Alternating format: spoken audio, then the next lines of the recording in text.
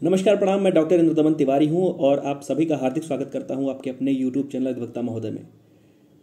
Uttar Pradesh bar council के द्वारा जो भी ऐसे लोग हैं जिन्होंने अभी हाल में अपना विधि का जो पाठ्यक्रम है, विधि का जो कोर्स है, जो लॉ ग्रेजुएट हुए हैं, जिन्होंने अपना कोर्स पूरा किया है, LLB 5 ईयर्स कोर्स पूरा किया है, LLB 3 ईयर्स कोर्स पूरा किया है, या कहें कि जिन्होंने पहले पूरा किया था और बार काउंसिल उत्तर प्रदेश के द्वारा, बार काउंसिल ऑफ इंडिया के द्वारा जो नई नियमावली बनाई गई जिसमें शुल्क को कम किया गया और प्रक्रियात्मक थोड़ा बदलाव आया, थोड़ा परिवर्तन आया, साक्षात्कार की बात उसमें की गई, उसमें पुलिस वेरिफिकेशन की बात की गई।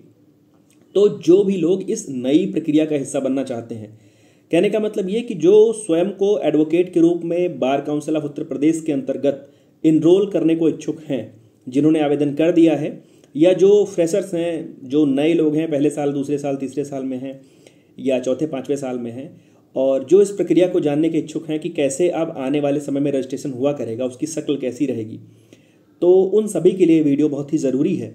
अभी थोड़ी देर पहले मुझे भी सूचना मिली और बार काउंसिल के द्वारा, सदस्यों के द्वारा, और उसकी जो समिति होती है, कमेटी होती है, उसकी बैठक के बाद एक जो बड़ा निर्णय लिया गया है और जो तय किया गया है कि जैसे आप, सबसे बड़ा जो सवाल है मन में कि पहली चीज़ तो कि शुरू कैसे होगा, साक्षात्कार कौन लेगा, अगर मैं फला जनपद का हूँ तो मेरा साक्षात्कार कहाँ पर होगा, पूरे प्रदेश में कितने सेंटर्स होंगे, या क्या क्या ले करके जाना होगा, कितना समय लगेगा, अगर नहीं कर पाए, फेल हो गए तो ऐसी स्थिति में क्या होगा। ऐसे बहुत सारे सवाल आपके मन में हैं।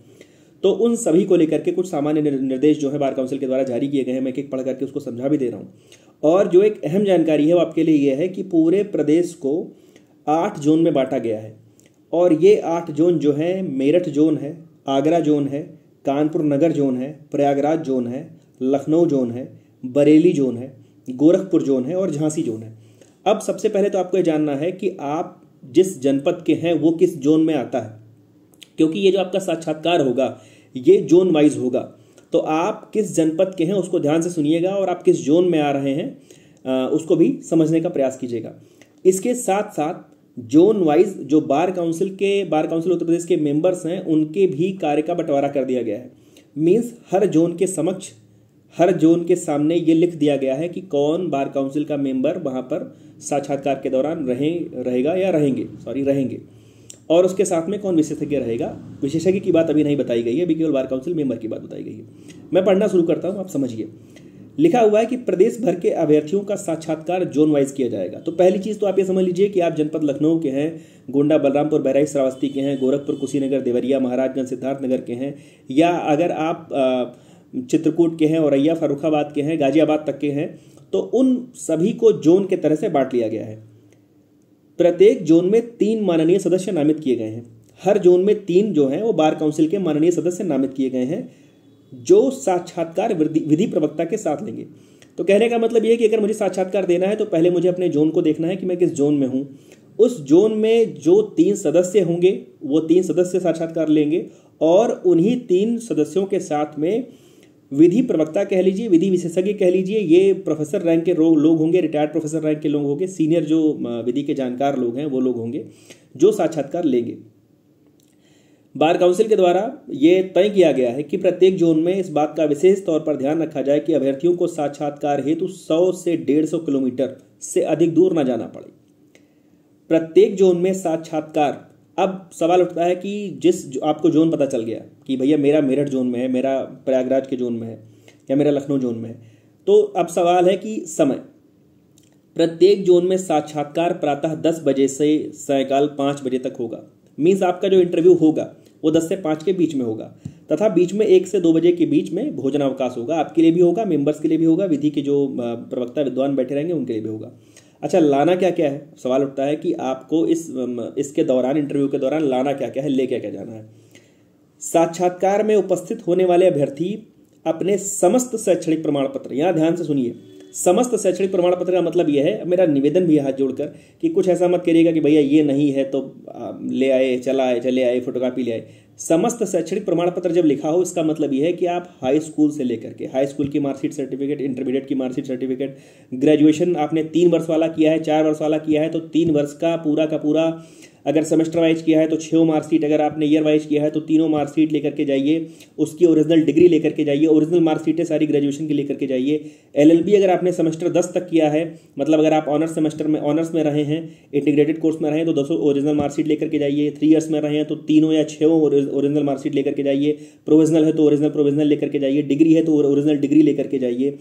कैरेक्टर सर्टिफिकेट अपना लेकर के जाइए। मतलब जो भी समस्त का मतलब कि आपके पास मतलब अगर वहां पर आप जाएंगे, अगर आप गलती से कह लीजिए या कह लीजिए अपनी सहूलियत के लिए EWS प्रमाण पत्र लेकर के चले गए तो उसको कोई फाड़कर फेंक नहीं देगा। अगर आप अपना जाति प्रमाण पत्र लेकर के चले गए तो कोई ये नहीं कहेगा कि ये तो नहीं कहा गया था, क्यों ले आए, आधार क्यों ले आए। मीन्स आपकी जो फाइल आप लेकर के साथ में हैंडल करते हो उसको लेकर के जाओ, ताकि किसी भी प्रकार से आपको चूकना ना पड़े, भागना ना पड़े वहां से। तो साक्षात्कार में उपस्थित होने वाले अभ्यर्थी अपने समस्त शैक्षणिक प्रमाण पत्र की मूल प्रति, ओरिजिनल कॉपी लेकर के जाइएगा। वह आधार कार्ड की मूल प्रति के साथ उपस्थित होंगे। अब आधार कार्ड तो आपके पास होगा ही होगा, तो आधार कार्ड जरूर लेकर के जाइएगा। अब आधार कार्ड नहीं लेकर के गए, हम DL लेकर के जा रहे हैं, हम राशन कार्ड लेकर के जा रहे हैं, परिवार रजिस्टर की नकल लेकर के जा रहे हैं, तो ऐसा मत कीजिएगा। आप आधार कार्ड ओरिजिनल लेकर के ही जाइएगा। परिधान, कपड़ा, वस्त्र क्या पहनना है, क्या धारण करना है। प्रत्येक अभ्यर्थी साक्षात्कार के लिए उपस्थित होते समय प्रयास जरूर कीजिएगा सफेद शर्ट, काली पैंट आप सभी के पास होगा जरूर, या उचित परिधान। उचित परिधान का मतलब जो मुझे यहाँ पर लगता है कि अगर आप सफ़ेद काला नहीं पहनना चाह रहे हैं, अगर आप सफ़ेद काला नहीं पहनना चाह रहे हैं तो जिसको हम लोग बोलते हैं फॉर्मल, जिसको हम लोग फॉर्मल कपड़े बोलते हैं, वो आप पहन सकते हैं, सामान्य कपड़े। और अगर आप सफ़ेद काला पहन रहे हैं तो प्रयास करिए कि टाई लगाकर उपस्थित हों। लिखा हुआ है कि चूंकि प्रयागराज में bar council of Uttar Pradesh का मुख्यालय है, इसलिए सचिव bar council of Uttar Pradesh साक्षात्कार के समय प्रयागराज में उपस्थित रहेंगे। इस बात से आपका कोई वास्ता नहीं है, मतलब नहीं है। और सारी बातें जो है बार काउंसिल के लिए लिखी गई हैं कि सचिव bar council of Uttar Pradesh को निर्देशित किया जाए कि साक्षात्कार को सुचारू रूप से संपन्न कराने के लिए प्रत्येक जोन में एक लिपिक व एक चतुर्थ श्रेणी कर्मचारी की ड्यूटी लगाएं। आपसे इसको कोई मतलब नहीं है। अब जो सबसे बड़ी बात है, आप इंटरव्यू देने गए हो, किसी भी इंटरव्यू को आप फेस करने जाते हो तो मन में सवाल रहता है कि पास होंगे तो क्या होगा। खैर, आप पास होने पर जानते हो क्या होगा, फेल होने पर क्या होगा भी जानते हो, लेकिन यहाँ पर अगर आप फेल हुए तो आपके साथ क्या होगा उसके विषय में स्पष्ट निर्देश है कि यदि समिति को ऐसा लगता है, वैसे मुझे बहुत कम उम्मीद है कि कोई यहाँ पर अनुत्तीर्ण हो जाएगा, सवालों के जवाब नहीं दे पाएगा, क्योंकि आप सब विद्वान हो, पढ़े लिखे हो, जाहिर सी बात है, आप पढ़ लिख करके LLB आपने करी है तो जाहिर सी बात है आप सवालों का जवाब भी दे पाओगे, सक्षम हो। लेकिन इसमें लिखा हुआ है कि यदि समिति को ऐसा लगता है कि किसी अभ्यर्थी को उत्तीर्ण नहीं किया जा सकता तो ऐसे अभ्यर्थी को निर्देशित करेंगे कि अगली बार तैयारी करके आए, ट्राई नेक्स्ट टाइम। 3 माह बाद आपका दोबारा साक्षात्कार होगा। अब मान लीजिए मेरा इंटरव्यू हुआ, मैं फेल हो गया, मैं उनके मानक के अनुरूप सवाल जवाब नहीं दे पाया और उनकी मंशा के मुताबिक मैं अपनी बात नहीं रख पाया, उनको मैं संतुष्ट नहीं कर पाया अपने जवाबों से, तो मुझे कहा जाएगा कि भैया आप जाओ यहाँ से, अगली बार तैयारी करके 3 महीने के अंदर फिर आओ। किसी भी अभ्यर्थी को अनुत्तीर्ण न किया जाए। लिखा हुआ है कि यदि समिति को ऐसा लगता है कि किसी अभ्यर्थी को उत्तीर्ण नहीं किया जा सकता है तो अभ्यर्थी को निर्देशित करेंगे कि अगली बार तैयारी करके आए, 3 माह बाद आपका दोबारा साक्षात्कार किया जाएगा। मतलब आपसे कहा नहीं जाएगा कि आप फेल हो, आपसे ये नहीं कहा जाएगा आप अनुत्तीर्ण हो भगो, आपसे कहा जाएगा जाओ भैया दोबारा तैयारी करके 3 महीने के बाद आओ। विश्वविद्यालय के सेमेस्टर परीक्षाओं की तरह आपकी बैक नहीं लग जाएगी कि भैया अगली बार बैक पेपर का फॉर्म भर के आना। कहा जाएगा तैयारी करके पढ़ करके वापस आ जाओ 3 महीने के अंदर। अब जो बड़ा गंभीर सवाल है, जो लोग दबी जुबान में पूछते हैं, जिसका जो सवाल है ये लगातार नए लोगों के मन में घूम रहा है कि जिनके विरुद्ध कोई अपराध है, कोई मुकदमा अपराध संख्या उनके विरोध में है तो क्या होगा। अब जवाब है कि जिन अभ्यर्थियों के विरुद्ध गंभीर अपराध के 1 से अधिक वाद लंबित हैं, 1 से अधिक मतलब 1+ हैं, उनके विरुद्ध कोई प्राथमिकी दर्ज है, उनके विरुद्ध कोई चार्जशीट फाइल है, उनके विरुद्ध कोई ट्रायल लंबित है, उन्हें समिति को साक्षात्कार के समय आवश्यक रूप से इस बात का प्रमाण देना होगा और ऐसे अभ्यर्थियों का वाद लंबित रहने तक during the pendency of suit, आप TPA में पढ़ चुके हैं, ऐसे अभ्यर्थियों का वाद लंबित रहने तक पंजीकरण नहीं किया जाएगा। स्पष्ट लिखा हुआ है कि जब तक पेंडेंसी है किसी सूट की, अगर आपके विरुद्ध कोई ट्रायल चल रहा है, लंबित है, पेंडिंग है, अगर आपके विरुद्ध कोई प्राथमिकी दर्ज है, अगर आपके विरुद्ध कोई सूट फाइल है, पेंडिंग है वो, तो आपका पंजीकरण नहीं किया जाएगा। तो कुछ सवालों के जवाब आपको मिल चुके हैं कि साक्षात्कार कौन ले रहा है, साक्षात्कार का समय क्या है, सामान क्या क्या लाना है, सामान से मेरा मतलब दस्तावेज से है, पहन करके क्या आना है। अब जो सबसे बड़ी चीज़ है जोन, आपका जोन कहाँ पड़ रहा है, ध्यान से सुनिएगा, मुझे व्हाट्सएप करेंगे तो मैं आपको सूची भेज दूंगा। पहला जोन मेरठ जोन है।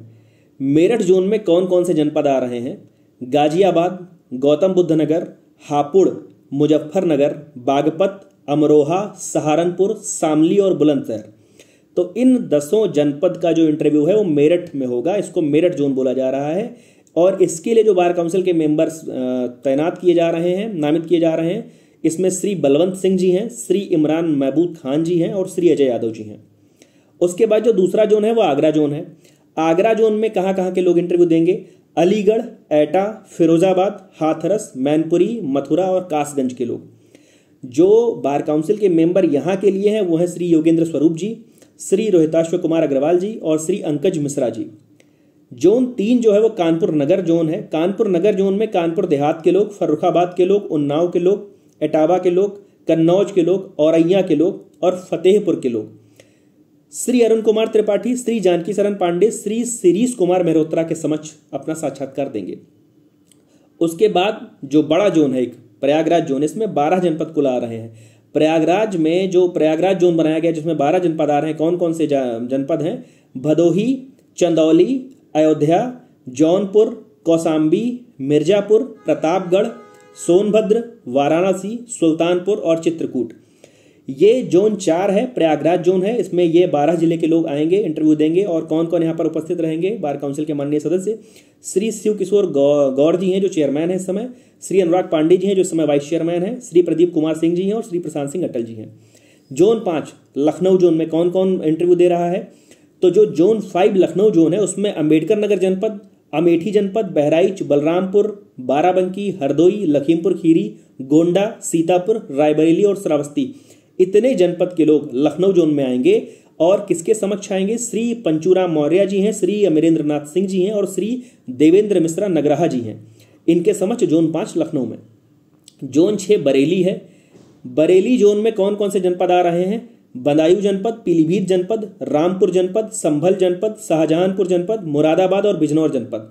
और आप सभी जो जोन 6 में जो लोग आ रहे हैं बरेली वाले जोन में, आप लोगों के समक्ष, आप लोग किसके समक्ष आएंगे, श्री अजय कुमार शुक्ला जी, श्री अखिलेश कुमार अवस्थी जी और श्री विनोद कुमार पांडे जी, ये बार काउंसिल के द्वारा जो सदस्य नामित किए गए हैं इस जोन के लिए हैं। जोन 7 गोरखपुर है। गोरखपुर में जो गोरखपुर जोन के अंतर्गत जो जनपद आ रहे हैं उसको मैं आपको बता दे रहा हूँ। कुशीनगर, बस्ती, महाराजगंज, मऊ, संत कबीर नगर, सिद्धार्थनगर, देवरिया, आजमगढ़, बलिया, गाजीपुर, ये पूरा का पूरा जो पूर्वांचल का क्षेत्र है जोन 7 गोरखपुर में आ रहा है। और आप श्री हरिशंकर सिंह जी, श्री जयनारायण पांडे जी और श्री परेश मिश्रा जी के समक्ष अपना साक्षात्कार देंगे। जोन 8 है झांसी। झांसी जोन में ललितपुर, जालौन, महोबा, बांदा और हमीरपुर। इस जोन में ललितपुर, जालौन, महोबा, बांदा, हमीरपुर, हाँ, इतने जनपद के लोग जो हैं झांसी में। तो श्री श्रीनाथ त्रिपाठी जी, श्री राकेश पाठक जी, श्री मधुसूदन त्रिपाठी जी, इतने लोगों के समक्ष आपको इंटरव्यू देना है। तो जो इसकी तारीख है इसमें कहीं पर इसका तारीख का जिक्र नहीं है कि किस तारीख से है, लेकिन अभी के लिए आप अपना जोन समझ लीजिए कि आपको किस जोन में इंटरव्यू देना है। जोन का जो आपका मुख्यालय वहाँ पे आपको इंटरव्यू देना है, जो मुझे इससे प्रथम दृष्टया इसको पढ़ने से लग रहा है। और जो प्राइमा फेसाई इसमें जो नाम दिए हुए हैं लोगों के, मैंने आपको नाम बता दिए हैं। तो अब आप अपने सभी शैक्षणिक दस्तावेज वगैरह इकट्ठा कर लीजिए, कपड़ा लत्ता साफ सुथरा करवा लीजिए। जल्द ही आपकी जो साक्षात्कार की है वो तिथि घोषित की जाएगी। साक्षात्कार का समय मैंने आपको बता ही दिया है, जनपद आपको बता ही दिया है कि कौन सा जनपद किस जोन में आता है और किसके समक्ष आपको जाना है वो भी मैंने बता दिया है। इसके बाद यदि आपको अभी भी किसी प्रकार की कोई ऐसी सूचना है, जानकारी है जो वीडियो के माध्यम से क्लियर नहीं हो पाएगी, डिस्क्रिप्शन में मेरा नंबर दिया होगा, आप मुझे वहाँ पर व्हाट्सएप करके मुझसे वो चीज़ पूछ सकते हैं। तो आप सभी लोगों को ढेर सारी शुभकामनाएं। जल्दी आप सभी वास्तविक रूप से एडवोकेट के रूप में एनरोल्ड होकर के अपने नाम के आगे एडवोकेट लिखिए और सम्मानित तौर पर अपना जो प्रोफेशन है उसको एंजॉय कीजिए। धन्यवाद, ढेर सारी शुभकामनाएं आप सभी को। प्रणाम।